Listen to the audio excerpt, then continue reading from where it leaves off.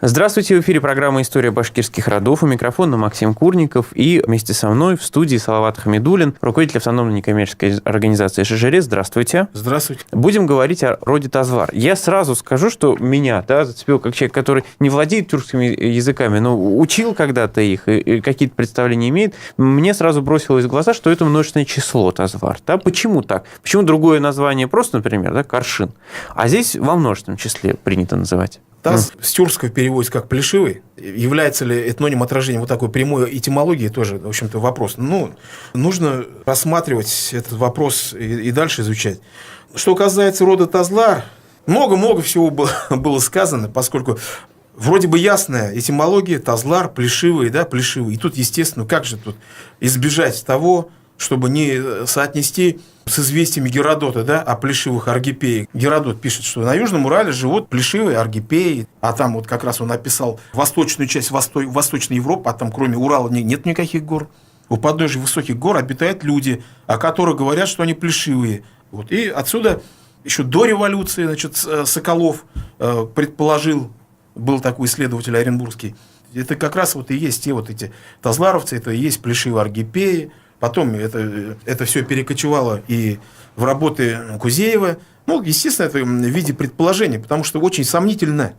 Геродот, это какой, 5 век до нашей эры, и что, это какая-то этимология, чтобы передавалось. Это может быть совпадение. Это, конечно, это 100% совпадение, и я вряд ли думаю, что это имеет какое-то отношение к действительности. Тем более, что все-таки слово-то тюркское, и оно не только у башкир, как название, как этноним встречается. Согласен. И скажем, что-то похожее уже на правду. В сокровенном сказании монголов перечисляются те племена, которые, покорил Джучи-хан. И уже он пишет, что когда он покорял лесные народы, там перечисляются народы, и одно из этих народов, каких-то алтайских, там сокровенное сказание называет племя Таз. Таз или Таз.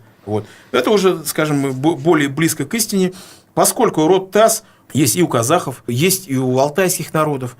И, соответственно, какая-то часть попала сюда, в Башкирию. Но в Башкирии, в общем-то, почему-то их этноним зафиксировался во множественном числе. Тазлар может быть, опять же, это в качестве предположения, потому что ведь подразделение Таз, и был собственно род Таз, и Тазларская волость. Но подразделение Таз, они фиксируются в составе еще других многих родов. Есть они и у табынцев. Есть... И обратите внимание, есть на территории Зианчуринского района, на самом юге, там, по-моему, даже какая-то горнолыжная база, там тоже деревня Тазларова. И вы топонимов, название Тазларова, вы по всей Башкирии найдете их несколько. И все они раскиданы. Не только, кстати говоря, я смотрю, есть река Таз, это приток Аби, например, да? То есть это распространенное тюркское очень распространенное. Название. Потом было распространено и в Ономастиконе Кипчаков, то есть когда мы поднимаем русские летописи, брата Боняка звали Таз. Может, это просто имя, может быть, к этнониму это не относится, но все же эти ономастика нам почему-то подсказывает, что это было очень такое распространенное название. Мы не можем, конечно, точно сказать, что это, но все-таки... Давайте только отметим, что, опять же, если мы говорим о других народах, у казахов тоже есть племя Таз, это младший жуз, то есть то, что как раз ближе всего к Башкортостану, то есть это западный Казахстан, и это довольно тоже большой род.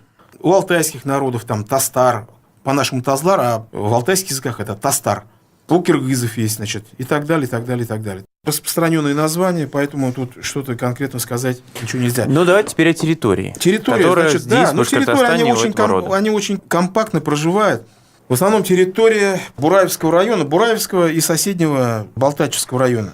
Самое главное, коренные деревни, откуда потом все остальное отпочковалось. То есть это аулы Старый и Новый Тазлар. Когда едете вы, это развилка в сторону Балтачевского района, едем на север, как раз мы эти населенные пункты проезжаем. Старый Новый Тазлар, деревни Юмакай, Варзит-Амак, Каргалы, Кутлияр. Это в Бурайском районе. А в Балтачевском районе, опять же, Каргалы, это уже старые, потому что в Бурайском были новые Каргалы, Сейтяк, Туйчибай или Тучубай, как они говорят, и Шавьяды Тучубай.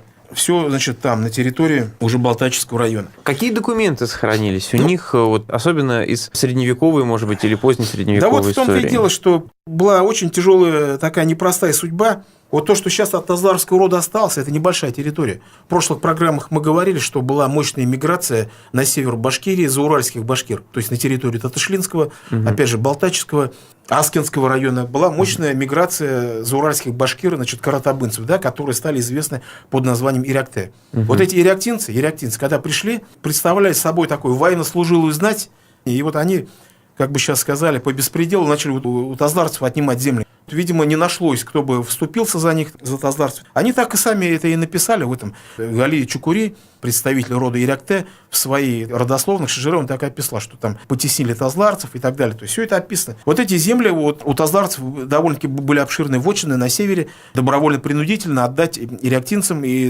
другим вот этим родам воинственных табынцев, которые пришли из-за Урали.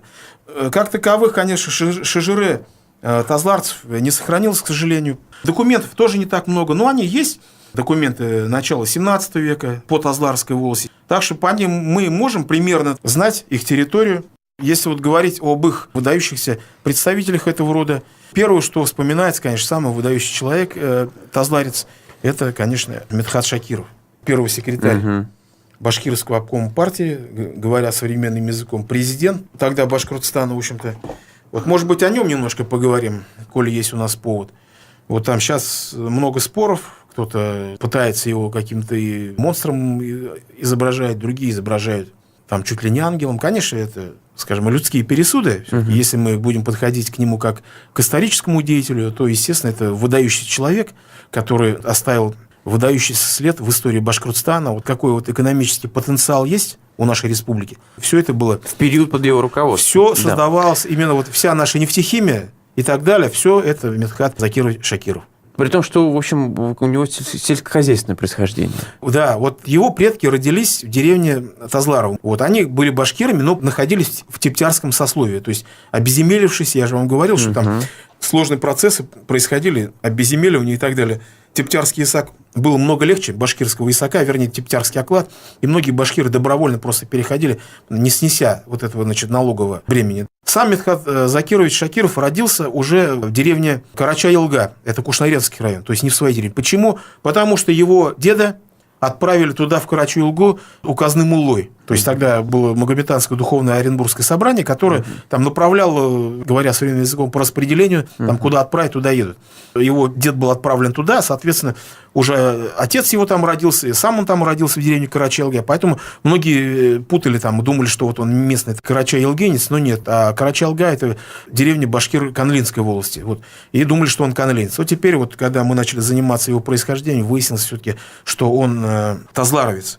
Как раз это повод поговорить о том, почему башкирские рода теряли свою экономическую базу, скажем так. Что-то, что нужно сохранять. В какой момент это перестало быть важным, ну, или таким важным, как было раньше? Оно было всегда важным. Это земля же, она и сейчас. Это же коренной вопрос. Как ни крути, советское время наверняка сильно поменяло взаимоотношения, да, в этом вопросе. К земле? Да и вообще даже к ощущению себя частью какого-то клана. Но мне интересно, это произошло до советской эпохи, вот эта вот утрата такого ощущения себя как часть рода, просто потому что в конец 19 века это частная собственность, да, которая развивается в том числе и здесь, вот. Или это уже советский период? Вот я же говорю, значит, у башкир-вотчинников эта вот принадлежность к роду, она сохранялась, и сейчас она сохраняется. То до конца оставался вотчинником, поскольку он был связан с землей, и он знал, что он владелец этой земли. То есть мы знаем, да, вотчинное право было отменено в 1917 году декретом о земле. А те башкиры, которые уже утратили связь с землей, допустим, там, значит, башкиры в сословии тептери, они уже, по крайней мере, у них не было уже чувства собственника, не было. Они, конечно, были привязаны к своей деревне, они знали, кто они, чего они, но они уже не являлись собственниками, а когда ты не собственник, у тебя и ответственности уже, собственно, большой-то нету там. Что там для тебя? Уже все для тебя земля, просто это уже, скажем, элемент каких-то товаро-денежных отношений и так далее, да, то есть все. А у вотчинников нет, у вотчинников там было особое отношение.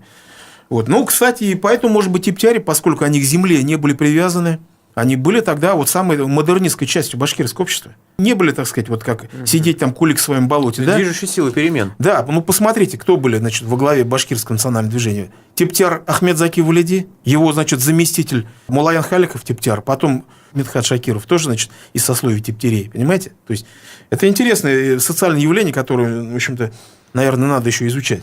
Давно понято, да, что лучшее средство от революции – это собственный дом, собственная земля и дом с палисадником. Да. Вот, вот примерно то же самое. Примерно то же самое. А это люди были уже другого склада, это были уже люди 20 века. Они были уже абсолютно, значит, адекватны своему времени. Видимо, поэтому история там и выдвинула их, значит, в свой авангард. А в советское время, да, в том числе руководители Башкортостана, насколько они себя считали, насколько они могли говорить о том, что они принадлежат какому-то роду, или это было не принято?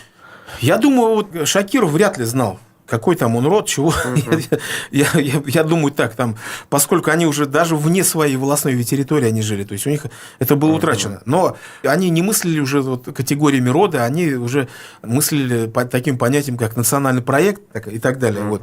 Недаром же вот Медхат Закирович Шакиров, вот когда уже запоздало, пришел там в 70-х годах, он же вот в чем его там обвиняют там некоторые, значит, товарищи соседней республики, что он якобы насильно начал вводить там башкирский язык в северо-западном Башкортостане. Его вот больше всего за это ругают. Что значит насильно? Значит, насильно там никого не вводили? Да, конечно, директивно. Тогда все было по директиве. Если это называть насильно, тогда да. Но там ведь подходили как? Подходили тоже избирательно, не сплошняком. Допустим, в татарских селениях это не вводилось. Это вводилось вот именно в тех этнически башкирских селениях северо-западного Башкортостана. Тогда это было легко очень проверить. Не нужно было даже для этого архив поднимать. Там приезжаешь в деревню, кто там вы? Мы, те-то. Ага, все, вот мы вводим.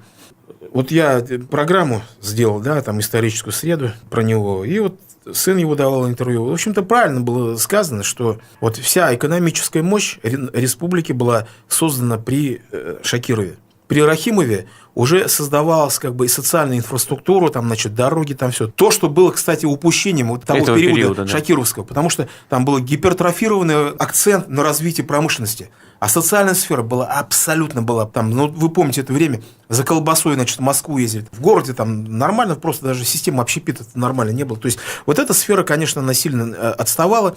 И вот как раз вот во времена уже Рахимова вся вот эта социальная сфера, там, газификация, там, дороги, поднятие, значит, села и так далее, и так далее, и так далее. Они как бы взаимодополняющие, так сказать. Фактически Рахимов продолжил, вернее, доделал те проблемы, которые накопились в правлении, значит, Шакирова. Два деятеля, это 20 лет, то 20 лет подняли экономическую мощь республики, и, в общем-то, и социальную сферу вытянули на небывалые рубежи. Ну что ж, я напомню, это была программа «История башкирских родов». Мы говорили о роде Тазвар сегодня и об одном из известных людей, который как раз из этого рода вышел. У микрофона были Максим Курников и Салават Хамидуллин, руководитель автономной некоммерческой организации «Шажария». До свидания. До свидания.